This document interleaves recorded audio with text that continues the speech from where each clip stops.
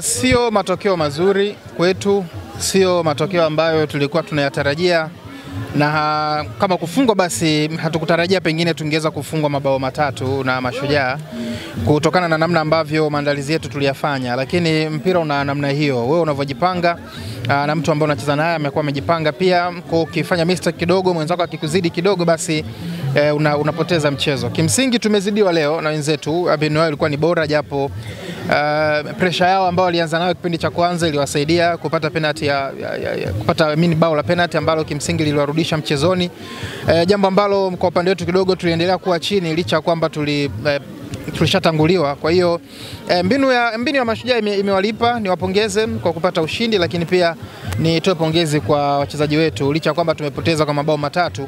Jitihada ilionekana ya kwamba nao pia walikuwa wanatafuta jambo. Kwa hiyo kwenye mpira ukizidiwa umezidiwa tu. Hakuna namna yoyote ambayo unaweza kubadilisha ikiwa umezidiwa na mpinzani wako, na ndicho ambacho kimetokea pale Tanganyika leo.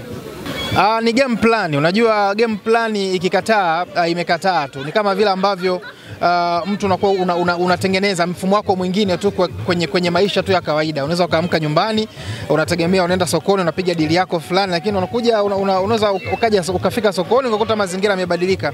Kwa sisi tulichokipanga leo kimeshindwa kufanya kazi kwa sababu wenzetu walikuwa bora zaidi kwenye eneo la ulinzi. Unaweza kuona namna ambavyo walikuwa walitengeneza compactness kwa upande wao, kitu ambacho kilitusababisha sisi tusiweze kutengeneza nafasi nyingi. Sio kwamba tuna wafungaji, sio kwamba wachezaji wetu hawakuwa na uwezo wa kutengeneza nafasi hizo. Mbinu ya wenzetu ya kujilinda ilikuwa bora zaidi ya mbinu yetu sisi ya kushambulia, na ndio maana umeona hata nafasi ambazo tumetengeneza kipindi cha kwanza zilikuwa ni chache, sio kwamba tujatengeneza kabisa. Bwana Pamba tunakuja, ndugu yangu Moses William, tunakuja Mwanza. Sisi hatuwezi tukapoteza mechi 3 mfululizo. Hilo jambo haliwezi kutokea. Itakuwa ni aibu kwa Fountain Gate kupoteza mechi 3 mfululizo. Tunakwenda Mwanza. Unajua hii imekwisha kutamatika leo. Unajua mpira wa miguu ukishaisha, mechi ikiisha imeisha. Kwa focus, akili, mawazo tunaelekea kwenye mechi yetu ya tarehe 8 dhidi ya Pamba. Pamba tuna kisasi nao Pamba. Walitufunga 3-1 nyumbani.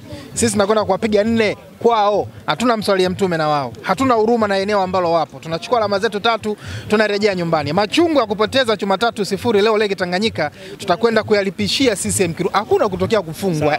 Pamba hawezi kutufunga. Sasa unataka kutupendekeza baba kocha mpya kimsingi sasa tunabadilisha kocha. Sababu alikuwa ni msaidizi.